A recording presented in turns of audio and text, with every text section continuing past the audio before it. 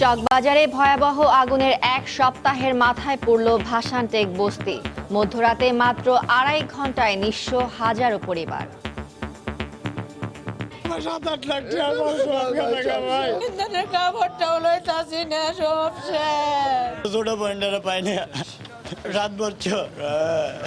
যারা যারা যান বাঁচাতে পারছে তারা ধরেন পানির মধ্যে থাকছে, কেউ আহত হয়েছে আর অনেক মানুষ আইছে না। ফায়ার সার্ভিসের 21টি ইউনিটের প্রায় 2.5 ঘন্টার চেষ্টায় নিয়ন্ত্রণে। আগুন আর বাড়ার সম্ভাবনা নাই। এখন হলো কমপ্লিট আগুনের নির্বাপনের পরে আমরা সার্চিং এ যাব। এখন কি আপনারা আগুনটাকে নিয়ন্ত্রণে বলছেন? 100%। 21টি ইউনিট কাজ করেছে। 21টি ইউনিট কাজ করছে। কেরানীগঞ্জের নির্মাণাধীন পাওয়ার প্ল্যান্টের আগুন জ্বলল 3 ঘন্টা। দেখছিলেন প্রধান শিরোনাম। সকালের সময়ের সঙ্গে আছি আমি মহিউদ্দিন মধু এবং আমি ফারজানা মুমু। এবার অন্যান্য শীর্ষ সংবাদ। শুরু হয়েছে ঢাকা উত্তর সিটির উপনির্বাচনের ভোট গ্রহণ। ভোট হচ্ছে নতুন যুক্ত হওয়া 36টি ওয়ার্ডেও। নিরাপত্তায় আইনশৃঙ্খলা বাহিনীর অতিরিক্ত সদস্য মোতায়েন। বিমান ছিনতাইয়ের চেষ্টায় অভিযুক্ত পলাশকে তল্লাশি করা হয় দায়সারাভাবে, স্পষ্ট সিসিটিভির ফুটেজে। ক্ষতিগ্রস্ত বিমান ময়ূরপঙ্খী আনা হয়েছে ঢাকায়। রাজধানীর উত্তরায় শিশুর রহস্যজনক মৃত্যু। মামলা না নেয়ার অভিযোগে 5 ঘন্টা সড়ক আটকে রেখে এলাকাবাসীর বিক্ষোভ। অভিযুক্ত প্রতিবেশী আটক। গ্যাটকো দুর্নীতি মামলায় প্রায় 2.5 ঘন্টা দেরিতে আদালতে বেগম জিয়া, বিচারকের অপেক্ষা। অভিযোগ গঠনের শুনানির 10 মিনিট চলার পর মুলতবি। এবং হ্যামিল্টন টেস্টে নিউজিল্যান্ডের কাছে টস হেরে ব্যাট করছে বাংলাদেশ। তামিমের দাপুটে শতকের পরেও ব্যাটিং বিপর্যয়ের শঙ্কা।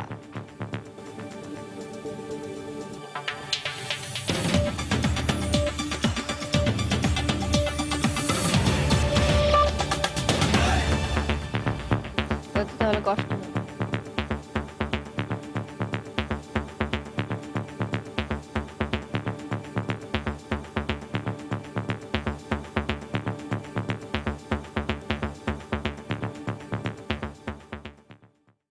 চকবাজারে ভয়াবহ আগুনের এক সপ্তাহের মাথায় পড়ল ভাসানটেক বস্তির হাজারো ঘরবাড়ি। মধ্যরাতে মাত্র 2.5 ঘন্টা নিঃস্ব হয়েছে হাজারো পরিবার। ফায়ার সার্ভিসের 21টি ইউনিটের প্রায় 2.5 ঘন্টার চেষ্টায় নিয়ন্ত্রণে আসে রাজধানীর ভাসানটেকের জাহাঙ্গীর বস্তির আগুন। পুড়ছে ঘর, পুড়ছে বেঁচে থাকার যত অবলম্বন। রাতের আঁধারে মাত্র 2.5 ঘন্টার আগুনে পুড়ে ছাই হাজারো পরিবার। বুধবার রাত 1:30টার দিকে মিরপুর সিআরপির পেছনে আবুলের বস্তিতে হঠাৎ অগ্নিকাণ্ডের ঘটনা ঘটে। মুহূর্তেই সব ফেলে জীবন বাঁচানোর তাগিদে দিক বিদিক ছুটতে থাকে সাধারণ মানুষ। কেউ কেউ ঘরের 2-1টা সামগ্রী নিতে পারলেও বেশিরভাগেরই পুড়েছে সব। বাসায় ঘুমাইছিলাম, বুঝছেন, ঘুমানোর পরে হঠাৎ লাইটের একটা বাজে গেছে গা। এখন হঠাৎ করে একজন একটা মায়া বাসা যায় চিকার দিয়ে বলতেছে আগুন আগুন। 7-8 লাখ যারা যারা যান বাঁচাতে পারছে তারা ধরেন পানির মধ্যে থাকছে, কেউ আহত হয়েছে আর অনেক মানুষ আইছে না।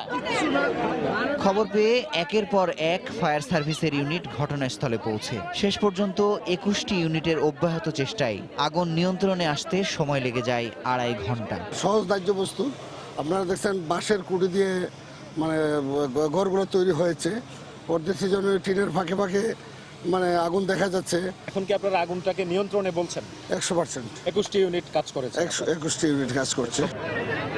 অগ্নিকাণ্ডে নিখোঁজের খবর পাওয়া গেলেও তৎক্ষণাৎ হতাহতের কোনো খবর পাওয়া যায়নি। সবার ঘর পুড়ে যাওয়ায় খোলা আকাশের নিচেই রাত কাটাতে হয় শিশু কিশোর সহ সব বয়সীদের।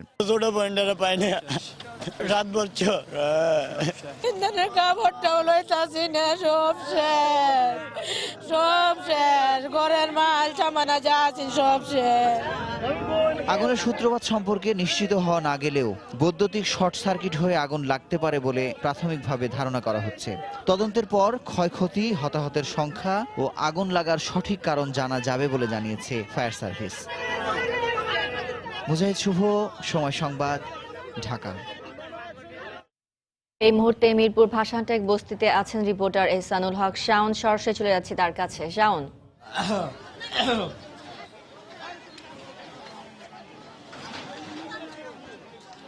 মোমো, আমি আসলে যে ভাসান টেকের যে বস্তির যে আগুনের কথা আসলে তারপর আপনারা দেখছিলেন যে আসলে আগুনে এখানকার যে বস্তিবাসী যারা রয়েছে তাদের আসলে সর্বস্ব তারা হারিয়েছেন, ঘরবাড়ি এবং তাদের যা টাকা পয়সা যা বাড়িতে যা ছিল সবই তারা হারিয়েছেন। মাত্র যারা আসলে স্বজন ছিল তাদেরকে নিয়ে আসলে তারা এখান থেকে বের হতে পেরেছেন।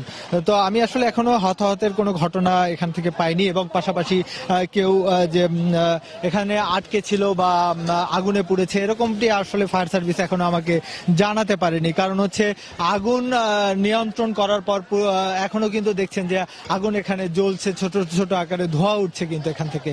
এবং সকাল হওয়ার পর থেকে এখানে আলো ফোটার পর থেকে কিন্তু যারা বস্তিবাসী তারা নেমে পড়েছেন তাদের মালামাল পাশাপাশি যা স্বজন আছে কিনা তাদের খোঁজ করার জন্য তারা আসলে নেমে পড়েছেন।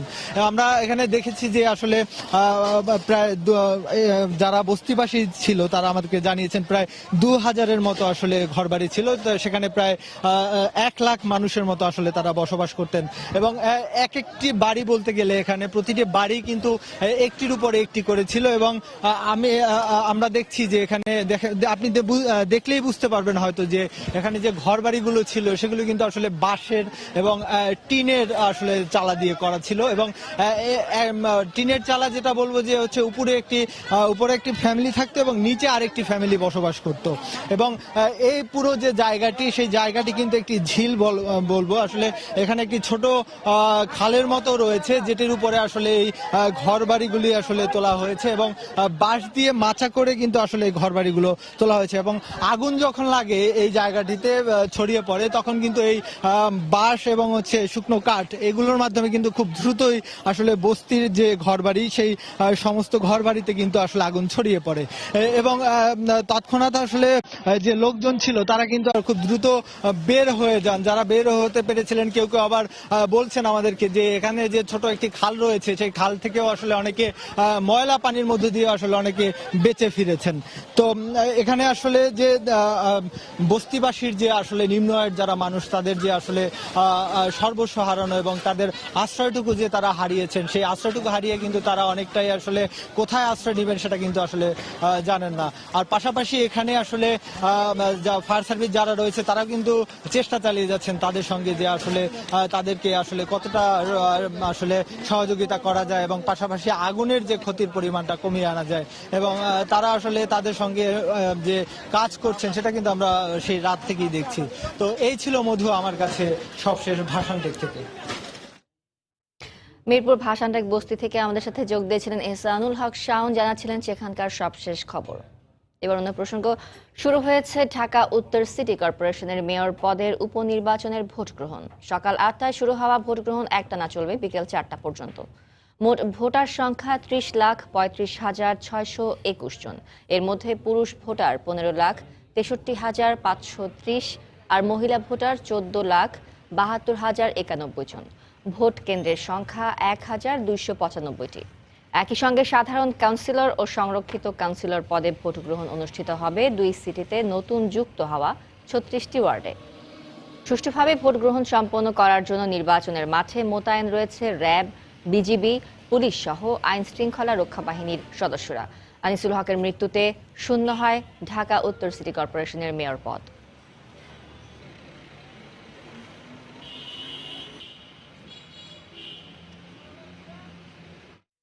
ঢাকা উত্তর সিটি কর্পোরেশন নির্বাচনের খবর জানাতে এই মুহূর্তে আজমপুর এলাকায় আছেন রিপোর্টার রাশেদ লিমন এবং সম্প্রসারিত ওয়ার্ডের ভোটের খবর জানাতে মাতুয়াইলে আছেন রিপোর্টার সালাউদ্দিন সুমন।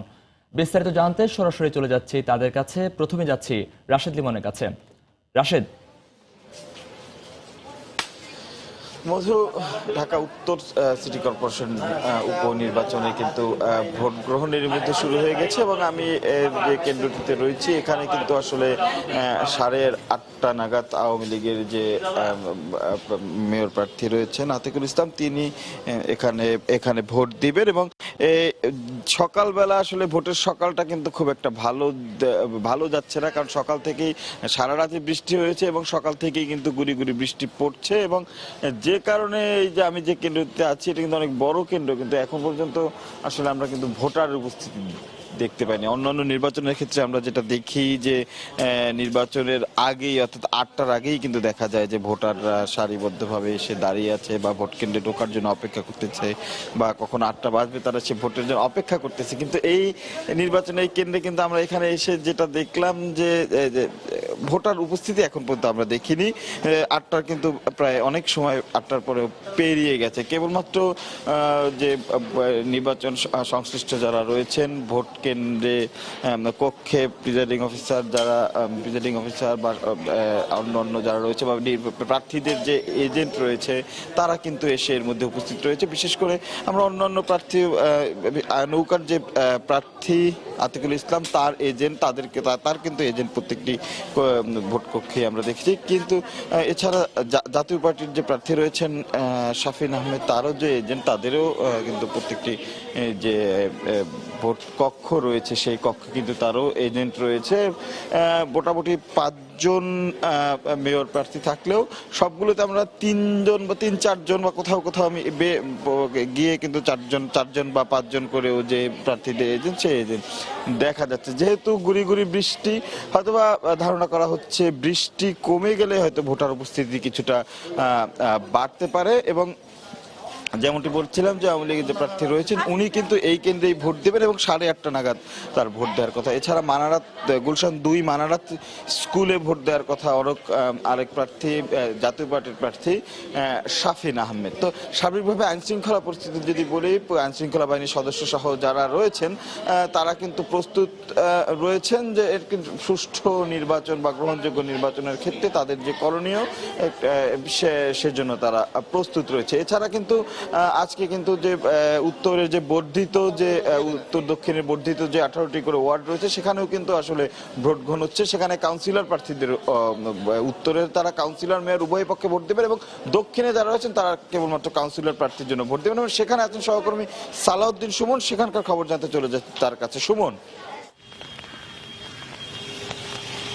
লেমন, আপনি যেটি বলছিলেন যে কেন্দ্রে অবস্থান করছেন সেখানে একটি ভোটারও এখন পর্যন্ত আসেনি, যদিও 8টা পার হয়ে গেছে সকাল। আমি এখানে অবস্থান করছি মাতুয়াল ইউনিয়ন পরিষদ যে ভোট কেন্দ্র, এখানেও এখন পর্যন্ত একজন ভোটারও আসেননি। তবে আশপাশে যে মানুষজন চলাচল করছেন, বৃষ্টি হচ্ছে আপনি জানেন, এর মাঝে যারা আসছেন তাদের কাছে জিজ্ঞেস করেছি আসলে ভোট তারা কখন দেবেন বা এখানে ভোট কেন্দ্রে কখন আসবেন।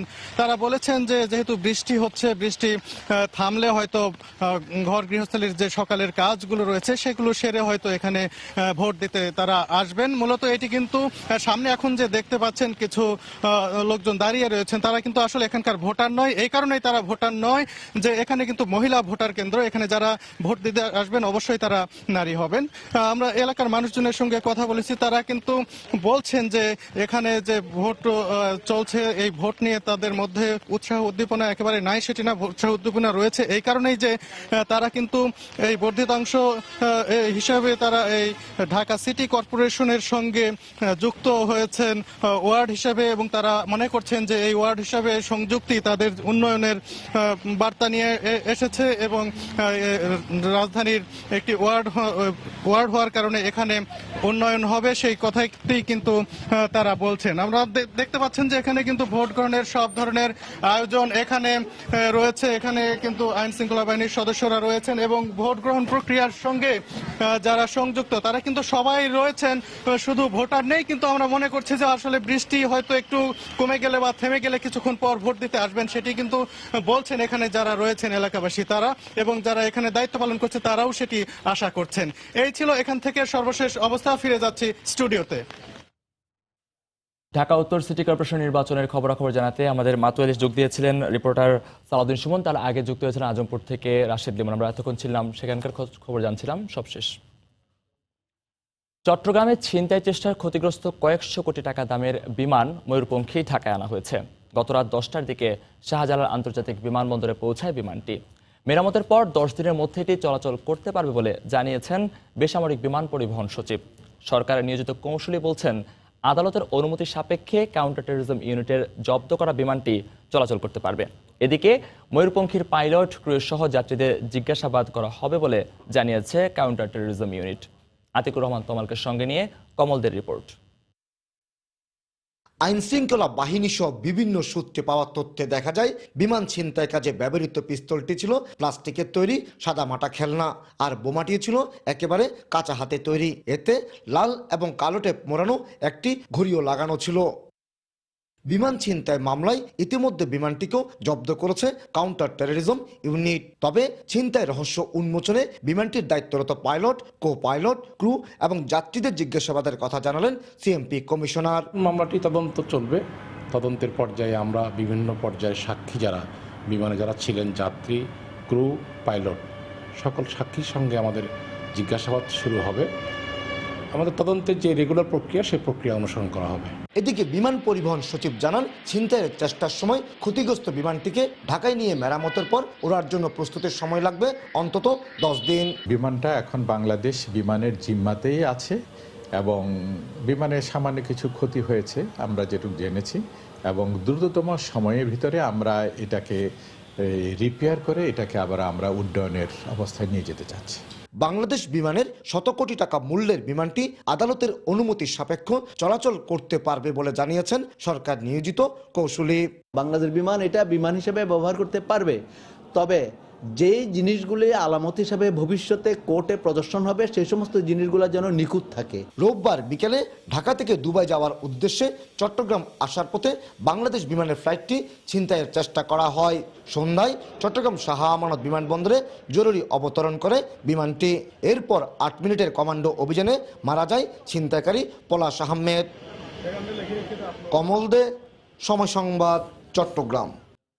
প্রধানমন্ত্রী শেখ হাসিনা বলেছেন, মানুষের সেবা করতেই আবারও আওয়ামী লীগ ক্ষমতা এসেছে। গতকাল বিকেলে জাতীয় সংসদ অধিবেশনে প্রশ্নোত্তর পর্বে শেখ হাসিনা মাদক নিয়ন্ত্রণ এবং রাজধানী সহ দেশের সড়ক ও যোগাযোগ ব্যবস্থা নিয়ে সংসদ সদস্যদের প্রশ্নের জবাব দেন। সংসদ সদস্যদের নিজ নিজ এলাকায় মাদক বিরোধী কর্মকাণ্ড জোরদারে ভূমিকা রাখার তাগিদ দেন সংসদ নেতা। রাজনীতি করি দেশের মানুষের জন্য, কাজ করি মানুষের জন্য, নিজের জন্য না। তো মানুষের কি ভালো, মানুষের কি মন্দ সেটা জানার চেষ্টা করি এবং মানুষের সমস্যাগুলি সমাধানেরও চেষ্টা করি। আমি মনে করি জনগণ আমাদের ভোট দিয়ে নির্বাচিত করেছে, এটা আমাদের কর্তব্য। মাদকদ্রব্য নিয়ন্ত্রণ অধিদপ্তরের জন্য আন্তর্জাতিক মানসম্পন্ন একটি প্রশিক্ষণ একাডেমি নির্মাণ করা হবে। সরকারি পর্যায়ে মাদকাসক্ত রোগীদের চিকিৎসার জন্য 7টি বিভাগীয় শহরে 200 শয্যার মাদকাসক্তি নিরাময় পুনর্বাসন কেন্দ্র স্থাপন করা হবে। সকল সংসদ সদস্যকে বলবো যার নিজ নিজ এলাকা, সেই এলাকায় যেন এই মাদকাসক্ত না হয় এবং এর থেকে যেন দূরে থাকে, সে ব্যাপারেও তারাও যেন একটু উদ্যোগ নেন এবং অন্যান্য নির্বাচিত প্রতিনিধি, স্থানীয় সরকার যারা আছে তারাও যেন এ ব্যাপারে উদ্যোগ নেন। বেগম জিয়ার জন্য প্রায় 2.5 ঘন্টা অপেক্ষা করলেন গ্যাটকো দুর্নীতি মামলার বিচারক। তাকে আদালতে হাজির করার পর মামলার কার্যক্রম চলেছে মাত্র 10 মিনিট। দুদকের আইনজীবী বিষয়টিকে অস্বাভাবিক বললেও প্রচলিত আইনসম্মত বলে মনে করছেন বেগম জিয়ার আইনজীবী। প্রচলিত নিয়ম অনুযায়ী সকাল 10:30 থেকে বিকেল 5টা পর্যন্ত বিচারিক আদালতের কার্যক্রম চলার কথা, কিন্তু বেগম জিয়ার মামলার ক্ষেত্রে খাটছে না এই নিয়ম। অন্যান্য দিনের মতো বুধবারও গ্যাটকো দুর্নীতি মামলার বিচারক আদালতে আসেন যথাসময়ে, অন্য আসামিরাও উপস্থিত হন, কিন্তু মামলার প্রধান আসামি বেগম জিয়া কখন আসবেন কিংবা আদৌ আসবেন কিনা নিশ্চিত না হওয়ায় বিচারককে অপেক্ষা করতে হয়। অবশেষে আদালতে তাকে হাজির করা হয় দুপুর 1টায়। প্রায় 2.5 ঘন্টা দেরিতে বিএনপি নেত্রী আদালতে আসার পর মামলার কার্যক্রম চলে মাত্র 10 মিনিট। আসামির জন্য বিচারকের অপেক্ষার বিষয়টিকে অস্বাভাবিক ও নজিরবিহীন বললেন দুদকের আইনজীবী। জেলখানা কর্তৃপক্ষ তাকে সকাল 10:30টার সময় তাকে 10টার মধ্যে আদালতে হাজির করা জেল কর্তৃপক্ষেরই দায়িত্ব, কিন্তু পারিপার্শ্বিকতা, সার্কামস্টেন্স, বেগম খালেদা জিয়ার না দেরিতে ঘুম থেকে উঠা, বিভিন্ন কারণে জেল কর্তৃপক্ষ পারছেন না। আদালতে আসামির অপেক্ষা করার কোনো নজির নেই, কিন্তু একটা বিশেষ ক্ষেত্র প্রস্তুত হয়েছে যার জন্য হয়তো নজির সৃষ্টি হচ্ছে। বিষয়টি আইনসম্মত বলে দাবি করেন বেগম জিয়ার আইনজীবীরা। আদালতে যাদের বিচার করা হবে তারা যতক্ষণে উপস্থিত না হয়, আইন বলেছে তাদেরকে ততক্ষণ পর্যন্ত বিচার কার্য শুরু করা যাবে না। আগামী 18 মার্চ গ্যাটকো দুর্নীতি মামলার পরবর্তী শুনানির দিন ধার্য করেছেন আদালত। আফজাল হোসেন, সময় সংবাদ, ঢাকা। রাজধানীর উত্তরায় প্রতিবেশীর বাড়ির পানির ট্যাঙ্ক থেকে 8 বছরের শিশুর লাশ উদ্ধার করেছে পুলিশ। এ ঘটনায় অভিযুক্ত বাড়ির মালিককে আটক করা হয়েছে। এদিকে মামলা না নেয়ার অভিযোগ এনে গতকাল দুপুরে সড়ক অবরোধ করে বিক্ষোভ করেন এলাকাবাসী। রাজধানীর উত্তরার দক্ষিণখানে ৮ বছর বয়সী শিশু রিফাতের মৃত্যুর ঘটনায় মামলা না নেয়ায় বুধবার দুপুরে রাজলক্ষ্মী কমপ্লেক্সের সামনে বিমানবন্দর সড়ক অবরোধ করে বিক্ষোভ করেন এলাকাবাসী। প্রায় ২.৫ ঘন্টা সড়ক অবরোধের কারণে বিমানবন্দর টঙ্গী দুই পাশে তীব্র যানজটের সৃষ্টি হয়। পরে পুলিশ এসে বিক্ষোভকারীদের সরিয়ে দেওয়ার চেষ্টা করলে দুই পক্ষের মধ্যে সংঘর্ষ বাধে। এ সময় বেশ কিছু গাড়ি ভাঙচুর করে বিক্ষোভকারীরা। পরে বিক্ষুব্ধরা অভিযুক্তর বাড়ি ঘেরাও করেন, সেখান থেকেও তাদের ছত্রভঙ্গ করে দেয় পুলিশ। এলাকাবাসী জানায়, গত শনিবার দক্ষিণখানের আব্দুর রশিদের ৮ বছরের ছেলে রিফাতুল ইসলাম তার দুই বন্ধুর সঙ্গে ঘুড়ি উড়াতে পাশের আমির উদ্দিন রোডের একটি বাসায় যায়। এরপর থেকেই নিখোঁজ ছিল সে। আর ঘটনার একদিন পর পাশের একটি বাড়ির পানির ট্যাঙ্কি থেকে রিফাতের লাশ উদ্ধার করে পুলিশ। যে বাড়িওয়ালা মার্ডার করছে, খুন করছে, ওই বাড়িওয়ালার বাড়িতে জুতা পাওয়া গেছে। আবার বেনা ছিল, তারপরে আমার এই দুই বন্ধু বলে আমার শিক্ষা মিচ্ছে, আমার বাঁচাও ভাই বাঁচাও। পরিবারের অভিযোগ, ঘুড়ি উড়াতে গিয়ে পাশের বাসায় দিয়াশলাই তুলতে গেলে ওই বাড়ির মালিক অজিত কুমার বসার রিফাতকে হত্যা করে। আমার পুরারে টর্চারিং করছে, টর্চারিং করে মারধর করছে। মরে গেছে আর শিশু বাচ্চা, ছোট বাচ্চা ট্যাঙ্কির ভিতরে গোপন করে রাখছে। এ ঘটনায় আইন অনুযায়ী ব্যবস্থা নেওয়ার কথা জানান পুলিশের এই কর্মকর্তা। গত ২৫ তারিখে এই জনাব অজিত উনি নিজেই থানায় টেলিফোন করে জানায় যে ওনার সেফটি ট্যাঙ্কে মানুষ সদৃশ একটা কিছু দেখা যাচ্ছে। তখন থানার পুলিশ যায়, ডেড বডি উদ্ধার করে। আমরা আসামিকে ধরতে সক্ষম হই। ডেড বডিও দাফন হয়েছে, মামলা তদন্তাধীন আছে। এদিকে দিনভর বিক্ষোভের পর বিকেল ৫টার দিকে পুলিশ সড়ক থেকে বিক্ষোভকারীদের সরিয়ে দিলে উত্তরায় যান চলাচল শুরু হয়। এহসানুল হক শাওন, সময় সংবাদ, ঢাকা। নির্যাতনের শিকার হয়ে সৌদি আরব থেকে দেশে ফিরেছেন আরও ৯০ নারী শ্রমিক। বুধবার রাত ৯:৩০টার দিকে সৌদি এয়ারলাইন্সের একটি নিয়মিত ফ্লাইটে তারা ঢাকার হজরত শাহজালাল আন্তর্জাতিক বিমানবন্দরে পৌঁছান। সৌদি ফেরত নারী শ্রমিকদের অভিযোগ, তাদের চুক্তি অনুযায়ী বেতন দেয়া হতো না, করা হতো নানা ধরনের শারীরিক ও মানসিক নির্যাতন। এ কারণে দেশে ফিরতে বাধ্য হয়েছেন তারা। সৌদি আরব থেকে বৃহস্পতিবার তারা আরও নারী শ্রমিক দেশে ফিরবেন বলে জানা গেছে। এ নিয়ে চলতি বছর এ পর্যন্ত সৌদি থেকে ৪ শতাধিক নারী শ্রমিক দেশে ফিরলেন। একই ফ্লাইটে দেশে ফিরেছেন বিভিন্ন অপরাধে জেলে থাকা পুরুষ শ্রমিকরাও।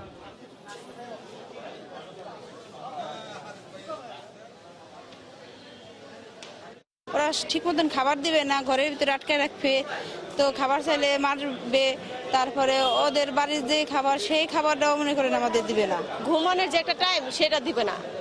আর টাকা চাইলে ওদের কাছে আর ভালো লাগে না, টাকা চাইলে মারধর করে। ওরা কোনো আকামাই দেখতেছে না। সিআইডি বাউন্সে মানুষকে হাতছাবি ধরে থানার থেকে ২-৪ দিন নাই, তারপরে জেলে উঠায়, জেল থেকে সফর। পুরুষরা তাদের আকামা সংক্রান্ত ঝামেলার কারণে তারা জেলে ছিল সৌদি আরবের, তারাও ফিরে এসেছে, অনেকটা ফোর্সলি তাদেরকে ব্যাক করা হলো। আর নারীদের ক্ষেত্রে যারা এসেছে সবারই কোনো না কোনো একটা সমস্যা, স্পেশালি তাদেরকে বেতন কম দেওয়া হতো, এটা প্রতিবাদ করলে তাদেরকে মারধর করতো, এই সমস্যাগুলো দেখা গেছে আর কি। বরিশাল শেরেবাংলা মেডিকেল কলেজ হাসপাতালে চিকিৎসকের অবহেলায় এক প্রসূতি মৃত্যুর অভিযোগ উঠেছে। বুধবার সকালে চিকিৎসাধীন অবস্থায় তার মৃত্যু হয় বলে জানান স্বজনরা। বিষয়টি অস্বীকার করে হাসপাতালের গাইনি বিভাগের প্রধান জানিয়েছেন, যথাসময়ে রক্তের যোগান না হওয়ায় ওই রোগীর মৃত্যু হয়েছে। আরও জানাচ্ছেন ফিরদাউস সোহাগ। স্বজনরা জানান, মঙ্গলবার রাতে স্ত্রী মনি আক্তারকে শেরেবাংলা মেডিকেল কলেজ হাসপাতালের গাইনি বিভাগে ভর্তি করেন তার স্বামী মোহাম্মদ সবুজ। সেখানে অবস্থা আরও খারাপ হলে অপারেশনের জন্য রক্ত ও ওষুধ সংগ্রহের পরামর্শ দেন চিকিৎসকরা। তাদের পরামর্শে সবকিছু জোগাড় করা হলেও ওই প্রসূতির অপারেশন করেননি দায়িত্বরত চিকিৎসক। এক পর্যায়ে মনি আক্তার মারা যান। চিকিৎসকরা যথাসময় পদক্ষেপ না নেয়ায় তার মৃত্যু হয়েছে বলে অভিযোগ করেন স্বজন ও হাসপাতালের অন্যান্য রোগী ও স্বজনরা। আমি ওষুধ, পানি, রক্ত সব ম্যানেজ করছি, টাকা দিতে চাইছি 1 লাখ আমার স্ত্রীর অপারেশনের জন্য। আমি সুইটি ম্যাডামের আমি বলছি, ম্যাডাম আমার স্ত্রীর একটু দেখেন, কিন্তু সে আমার ওয়ার্ডে ঢুকিয়া আমার স্ত্রীর না দেখিয়া বাইরে গেছে। আমাকে বাচ্চা লাগবে না, রুগীটা বাঁচা, ওনার ছেলেও পাও ধরে, উনিও পাও ধরে। নিজেরা মনে করে প্রাইভেট ক্লিনিক খুললে লইছে এনে সিজার করতে যায় সরকারি রোগীর কোনো খবরই লয় না এরা। তবে অভিযোগ অস্বীকার করে হাসপাতালের গাইনি বিভাগের প্রধান জানিয়েছেন, যথাসময় রক্তের জোগান না হওয়ায় ওই রোগীর মৃত্যু হয়েছে। ওনার যে রক্তের গ্রুপটা ছিল, এটা ছিল একটু প্রবলেম, যে এবি পজিটিভ সহজে জোগাড় করা যায় না। এরপর এরা আর জোগাড় করতে পারে না, ওরা তো ওটি শেষ করে চলে গেছে। আমাদের কালকে ছিল পোস্ট এডমিশন। আগের দিন আমাদের ইউনিটে যত রোগী ভর্তি হয়েছে তার মধ্যে যতগুলো রোগীর জরুরি চিকিৎসার দরকার ছিল সব রোগীর ওরা অপারেশন করা, অন্যান্য সমস্ত ফলাফল ওরা বাসায় চলে গেছে। প্রসূতির মৃত্যুতে হাসপাতালে উত্তেজনা বিরাজ করায় অপ্রীতিকর পরিস্থিতি এড়াতে অতিরিক্ত পুলিশ মোতায়েন করেছে হাসপাতাল কর্তৃপক্ষ। ফিরদাউস সোহাগ, সময় সংবাদ, বরিশাল। সকালের সময় শীর্ষ সংবাদগুলো জানিয়ে দিচ্ছি আরেকবার। চকবাজারে ভয়াবহ আগুনের এক সপ্তাহের মাথায় পড়ল ভাসানটেক বস্তি। মধ্যরাতে মাত্র 2.5 ঘন্টায় নিঃস্ব হাজারো পরিবার। কেরানীগঞ্জের নির্মাণাধীন পাওয়ার প্ল্যান্টে আগুন।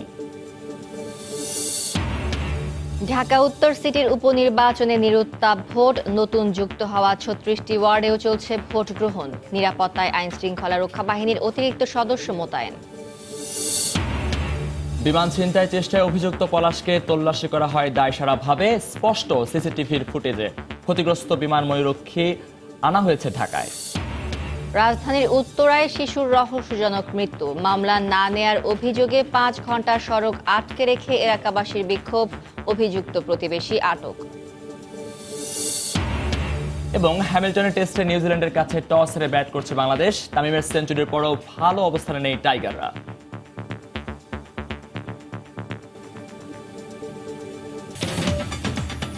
এই ছিল সকালের সময়। আপনার মোবাইলে সময় সংবাদ দেখতে ও সব খবর পেতে ডাউনলোড করুন সময় অ্যাপ।